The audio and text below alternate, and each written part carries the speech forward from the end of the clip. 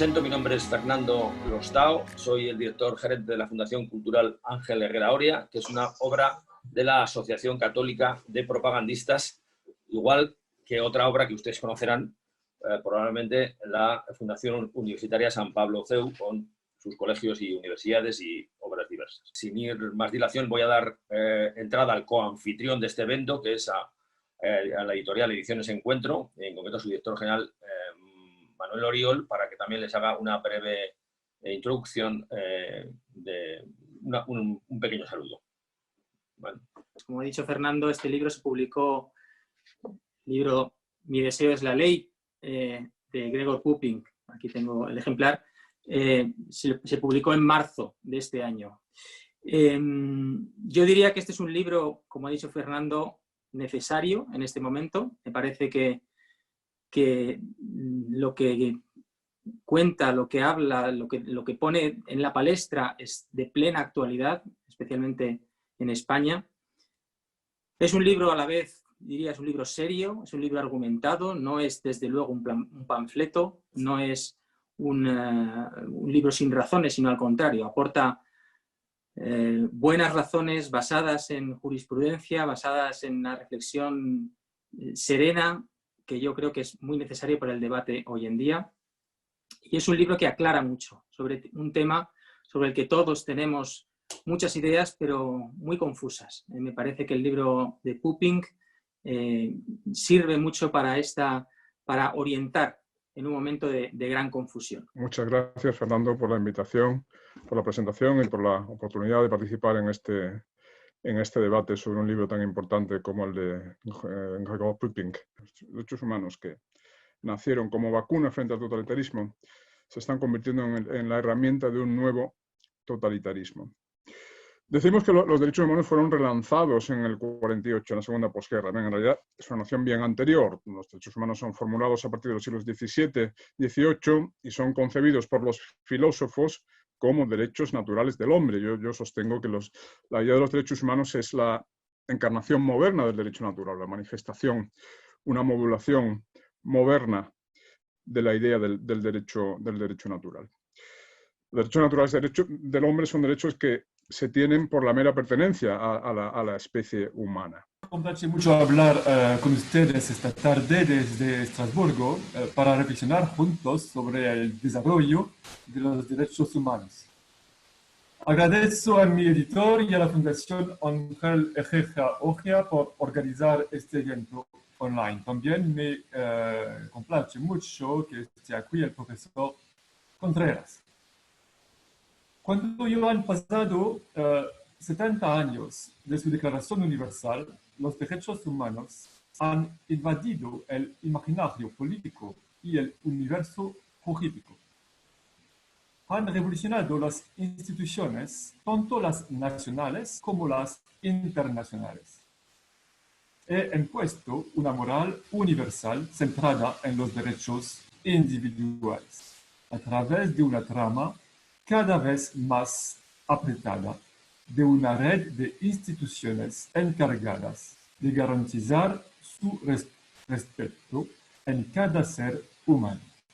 Los derechos humanos se han convertido a lo largo del siglo XX en una filosofía universal que expresa una concepción del hombre.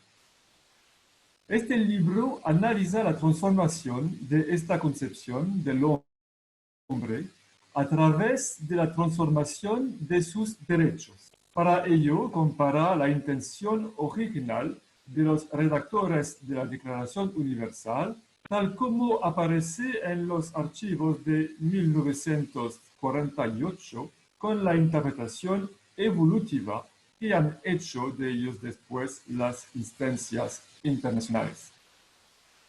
El derecho tiene la ventaja de ser una disciplina racional que se inscribe en el tiempo a través de una serie de textos normativos elaborados con gran atención. Estos textos poseen una gran riqueza y comportan siempre múltiples dimensiones sociales, filosóficas y políticas. El análisis de la evolución de los derechos humanos permite observar con objetividad la evolución de la idea que se hacen del hombre las diferentes instancias internacionales. Sigue siendo posible observar con gran nitidez una evolución coherente de los derechos humanos. Las decisiones del Tribunal Europeo de Derechos Humanos de Estrasburgo y de sus instituciones hermanas, tomadas una a una, van formando progresivamente un rompecabezas que deja aparecer una nueva imagen del hombre. La visión de esta imagen es lo que deseo exponer. Mi análisis se concentra en lo que, en la evolución de los derechos humanos, permite discernir en ellos el cambio de la representación del hombre. Lo que deseo compartir con el lector no es tanto una crítica como una visión de la evolución actual y futura de los derechos humanos. Dicho de modo más preciso, este libro describe el paso de los derechos humanos de 1948 a los derechos del individuo de los 20 últimos años. Y después a los derechos transhumanos actualmente en formación. Esta evolución refleja la relación del hombre con la naturaleza.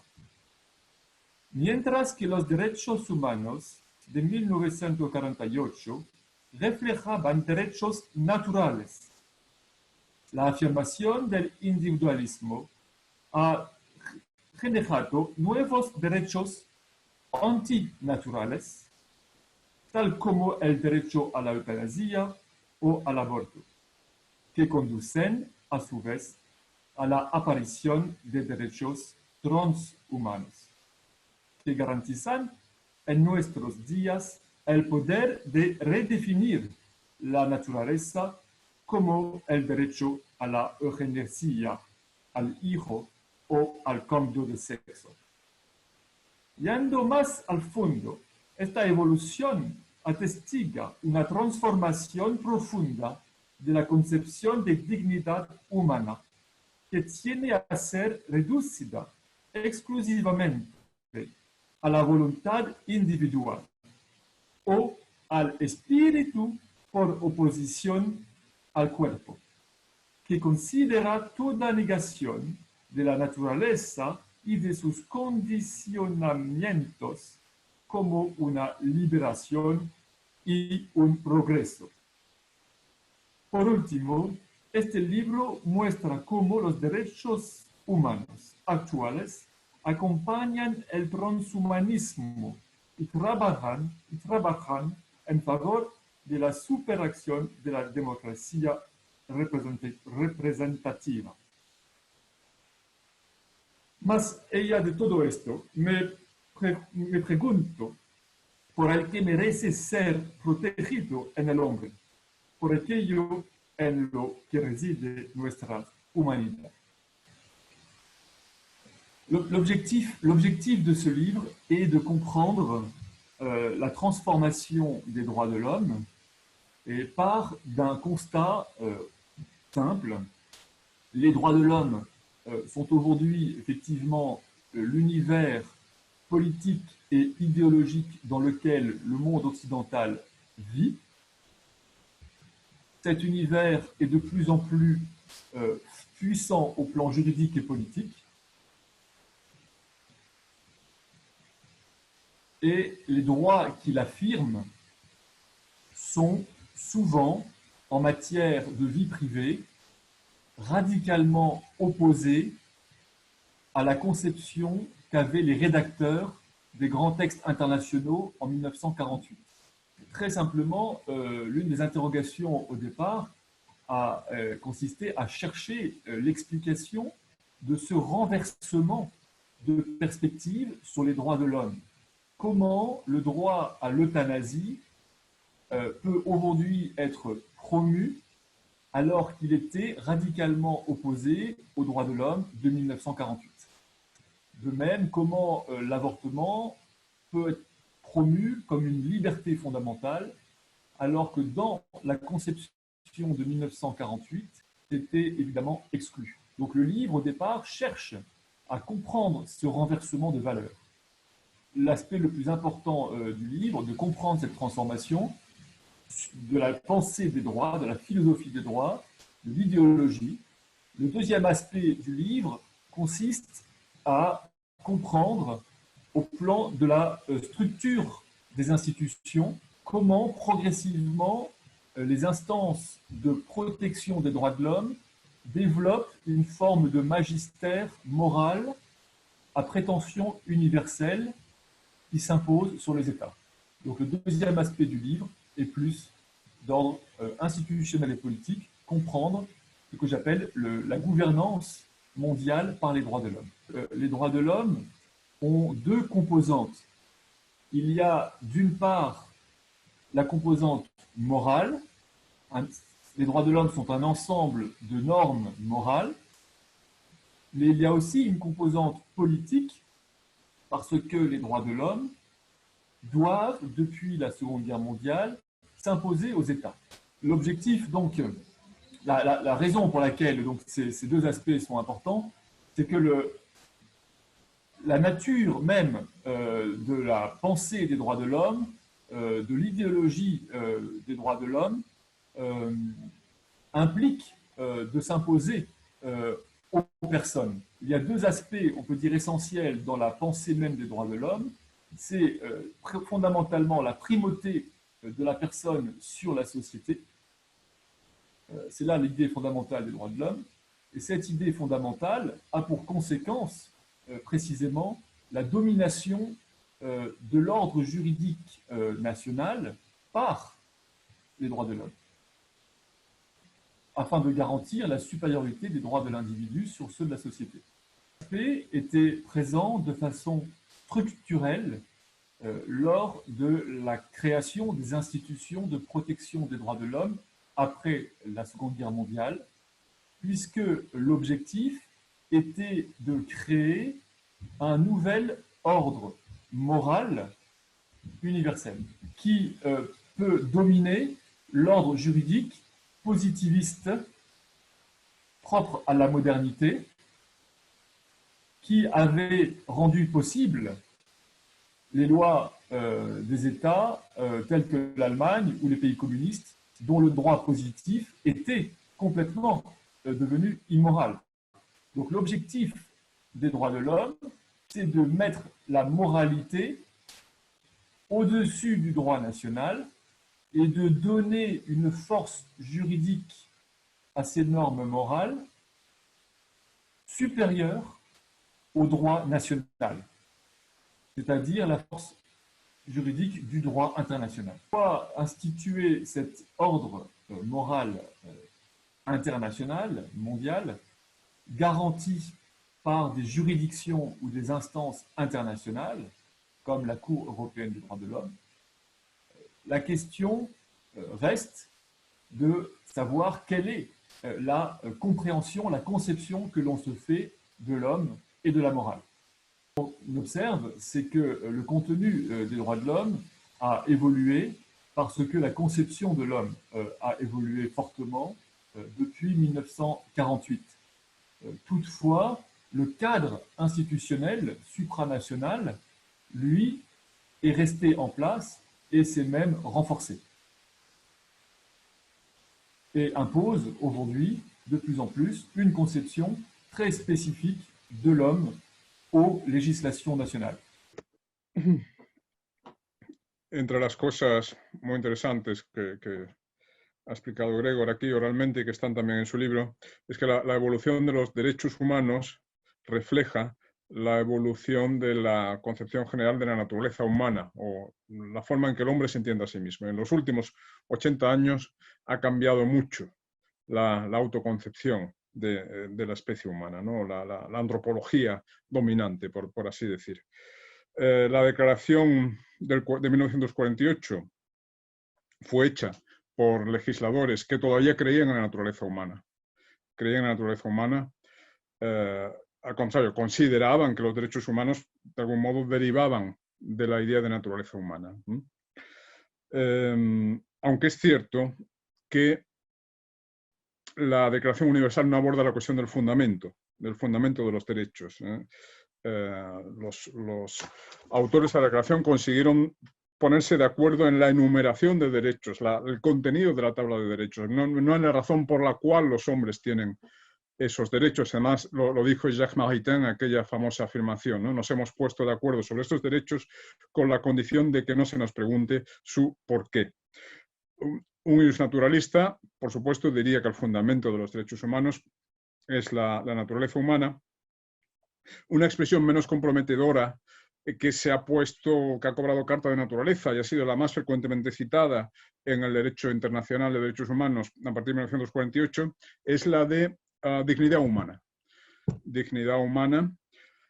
En realidad, utilizar la noción de dignidad humana solo equivale a desplazar la interrogación, desplazar el problema, porque inmediatamente habrá que preguntar por qué los hombres tienen dignidad. Quiere decir, si por dignidad entendemos algo así como valor superior al de los demás seres, cuando decimos el hombre tiene dignidad, queremos decir que el hombre tiene un valor intrínseco superior al de las demás especies animales, etc. Pues habrá que preguntar por qué, ¿no?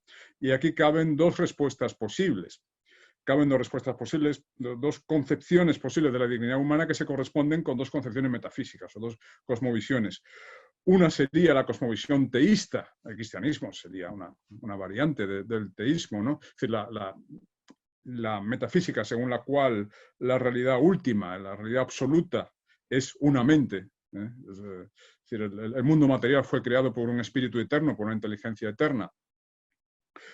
Y por tanto, la dignidad humana está relacionada con su condición de criatura. El hombre tiene dignidad porque es la criatura favorita de Dios, es la criatura que más se parece a Dios, ya que posee dos características divinas, la inteligencia y la libertad, si bien en un grado muy inferior, por supuesto, al de Dios, ¿no? De la relación analógica entre Dios y el hombre que diría Santo Tomás. Pero esa analogía entre Dios y el hombre, en el sentido de que el hombre es la criatura que más se parece a Dios, es el fundamento de su dignidad. Después, en el cristianismo, además, específicamente, tenemos factores como el hecho de que el propio Dios ha asumido la naturaleza humana en la persona de Cristo y al asumirla la ha enaltecido, etcétera, etcétera. También el hombre tiene un alma inmortal, a diferencia de los animales, está llamado a una vida eterna, de beatitud o de castigo. Todo esto explica la diferencia de valor entre el hombre y los animales.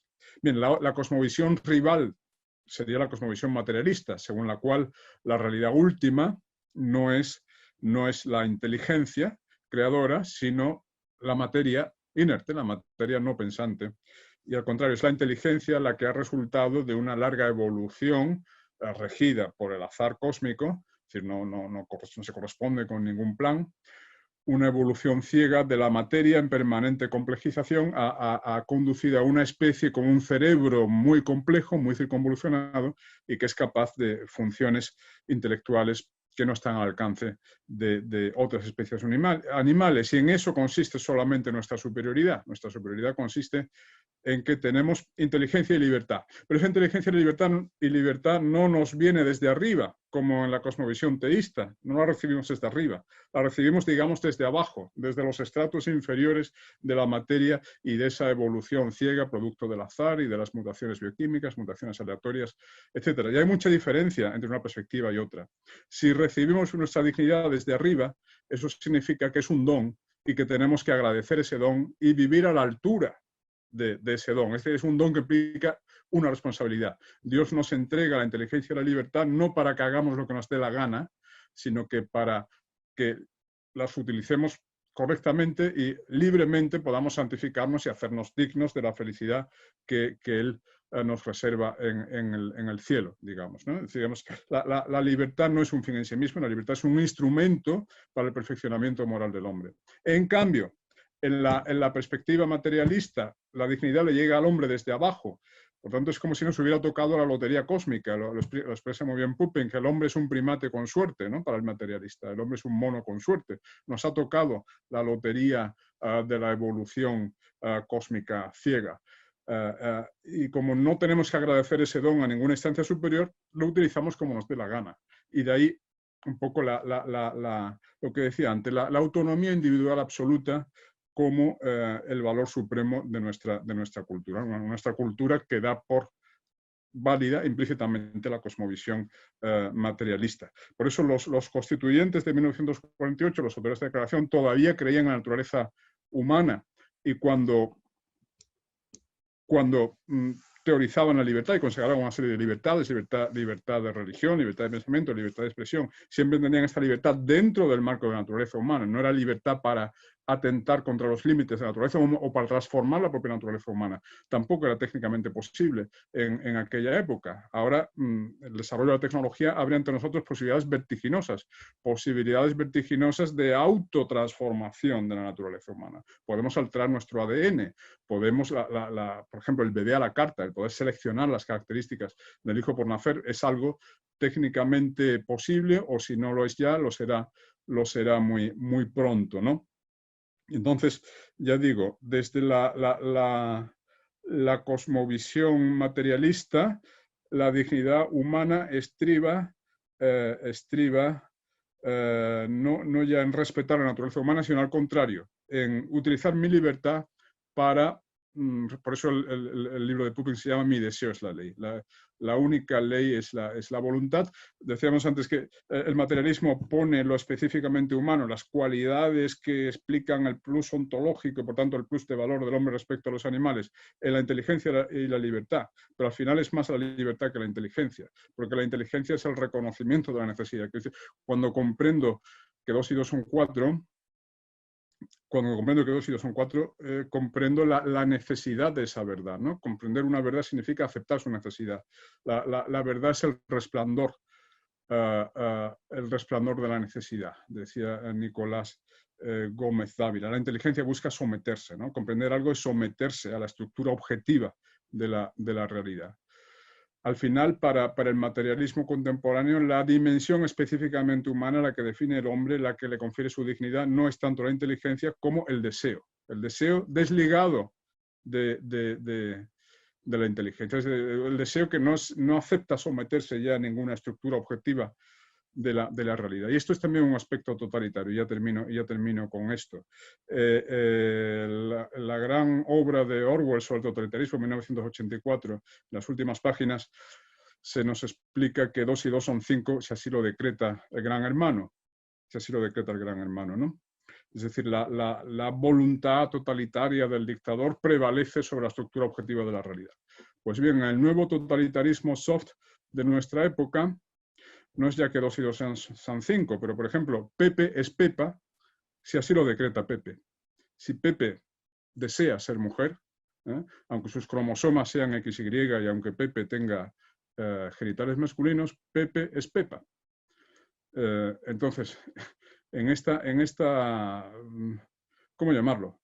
Esta supremacía del deseo, de la voluntad sobre la estructura racional de la realidad, podemos ver una de las marcas del totalitarismo, ¿no? Pero en el totalitarismo clásico de los años 30 era, digamos, un totalitarismo de Estado. Es el Estado el Estado que era representante de una ideología, de un proyecto colectivo grandioso, de construcción de la sociedad sin clases, o de la nación redimida, o lo que sea. En los años 60 era la voluntad estatal, ahora es la voluntad de los individuos. Esta es la novedad. Es un totalitarismo impulsado por los individuos, un totalitarismo, por así decir, descentralizado o atomizado. Son los individuos los que no admiten someterse a ninguna limitación natural, a una estructura objetiva de la realidad, ni siquiera la biológica. Mi libertad incluye mi derecho a vulnerar la biología o a modificar mi biología, por ejemplo, cambiando de sexo, o por ejemplo, teniendo un hijo o sea, en caso de un hombre que no tenga pareja femenina, o una mujer que no tenga pareja masculina, etcétera, etcétera, etcétera, ¿no? En fin, bueno, no sé si con esto aporto algunos miembros más para la discusión. Gracias. Oui, l'intervention de M. Contreras était très juste et excellente. Donc effectivement, c'est très bien résumé l'ensemble de la problématique, y compris la question du totalitarisme. Parce qu'il y a un lien direct entre l'idée d'un ordre moral mondial et le totalitarisme. Un ordre moral mondial peut se transformer en totalitarisme lorsque une idéologie abstraite remplace l'anthropologie réaliste. L'aspect à ce totalitarisme, le totalitarisme est différent de la dictature. Ça, il faut bien le comprendre. Un totalitarisme, c'est une idéologie qui prétend s'imposer sur l'ensemble de la réalité humaine. Un système de valeurs qui recouvre presque toute l'existence humaine, de plus en plus, et qui s'impose de façon obligatoire à la société parce que les droits de l'homme sont des normes juridiques. On peut dire que les droits de l'homme, souvent on les compare à une religion, on dit que ce sont une religion séculière, mais si on veut comparer, on peut dire que les droits de l'homme ont beaucoup plus de pouvoir que n'en a jamais eu, par exemple, l'Église catholique en Europe. Parce qu'il est, les deux institutions, les deux développent un magistère moral à prétention universelle, mais le magistère de l'Église a toujours été optionnel. On a toujours pu refuser de croire à la foi catholique, alors que le magistère des droits de l'homme est obligatoire, parce que c'est du droit. En plus, le système de gouvernance internationale des droits de l'homme a une valeur juridique, une portée juridique supérieure au droit national. Et on voit très bien l'intention des institutions internationales de droits de l'homme d'imposer leur vision du progrès des droits de l'homme aux États, et même contre la volonté des États. Il arrive souvent que la Cour européenne des droits de l'homme impose des changements de société importants au nom de l'idéologie, au nom d'une vision de l'homme, contre la volonté du Parlement, et même parfois contre la constitution du pays. Il y a un deuxième aspect de ce totalitarisme qui est plus subtil. C'est que les droits de l'homme, le droit, devient comme une forme de réalité seconde, une deuxième réalité qui se superpose à la réalité matérielle et à laquelle nous devrions croire. Par exemple, la question aujourd'hui, bien sûr, du transsexualisme, du changement de sexe, les droits de l'homme, le droit voudrait nous obliger de croire, par exemple, comme vrai, qu'un enfant a deux pères ou a deux mères, ou qu'un homme est une femme. Il y aura comme l'obligation de croire en cette réalité artificielle. De cette réalité seconde, c'est précisément la valorisation exclusive de la volonté individuelle sur la réalité matérielle. Cette valorisation de la volonté individuelle sur la réalité matérielle implique la domination de la volonté sur le corps de la personne. Cette domination des facultés intellectuelles repose sur l'idée d'une dignité humaine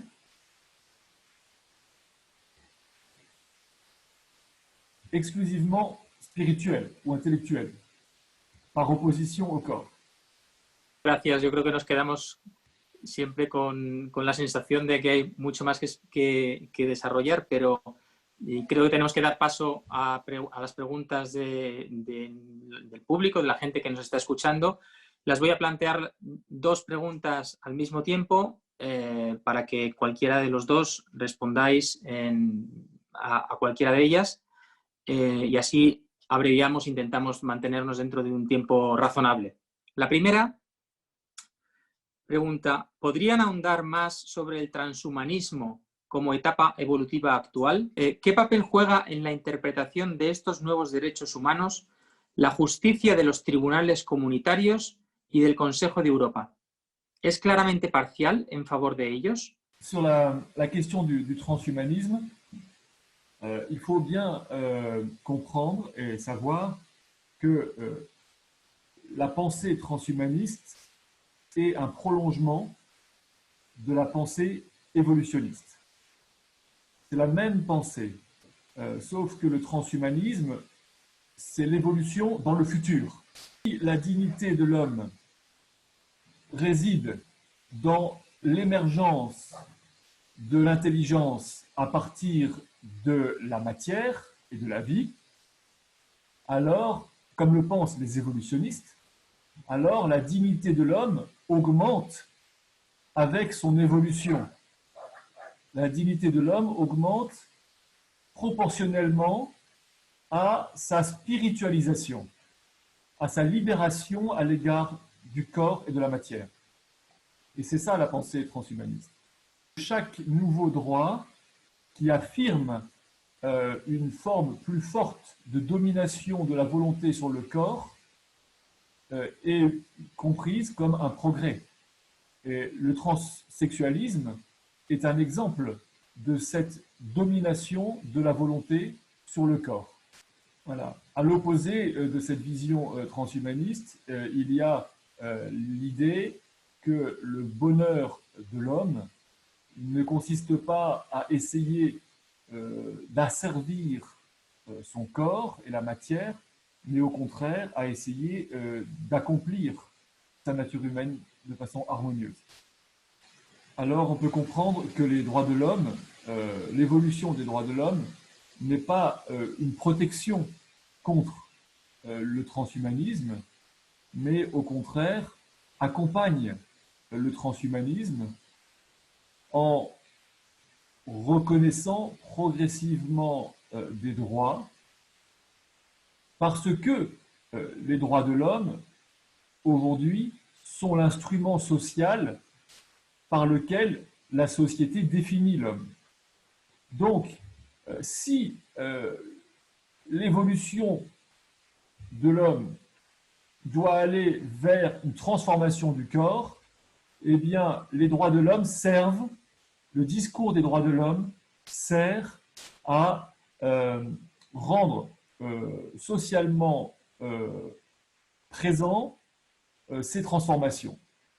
C'est la raison pour laquelle il y a tellement de militantisme auprès des instances internationales, parce que si une juridiction internationale reconnaît le droit, par exemple, au transsexualisme ou le droit à l'avortement comme un bien, alors cela a une conséquence sur l'acceptation morale de la pratique par la société et au-delà sur la vision anthropologique partagée dans la société. No, yo en realidad querría comentar sobre la primera, sobre lo que estaba comentando Jacob hace un momento. Y es la paradoja. Antes reconducíamos todo el debate a la contraposición de las dos cosmovisiones posibles, ¿no? La cosmovisión materialista y la cosmovisión teísta. Y aquí se da una paradoja, que es que el teísmo, que es espiritualista, porque entiende que la realidad última es una inteligencia eterna, sin embargo, es paradójicamente materialista en el sentido de que le reconoce un valor intrínseco al cuerpo, porque es precisamente el cuerpo que nos ha sido dado por Dios. Por tanto, la naturaleza humana, como híbrido de mente y cuerpo, una totalidad psicofísica, es algo querido por Dios y por tanto que tiene un valor intrínseco. Por tanto, no podemos alterarla caprichosamente, ¿no? Es decir, el cristianismo es materialista en el sentido de que entiende que el cuerpo es algo más que el soporte de la mente. El cuerpo es parte de nuestro yo, es parte de mi identidad y tiene un valor sagrado, es templo del Espíritu Santo, ¿no?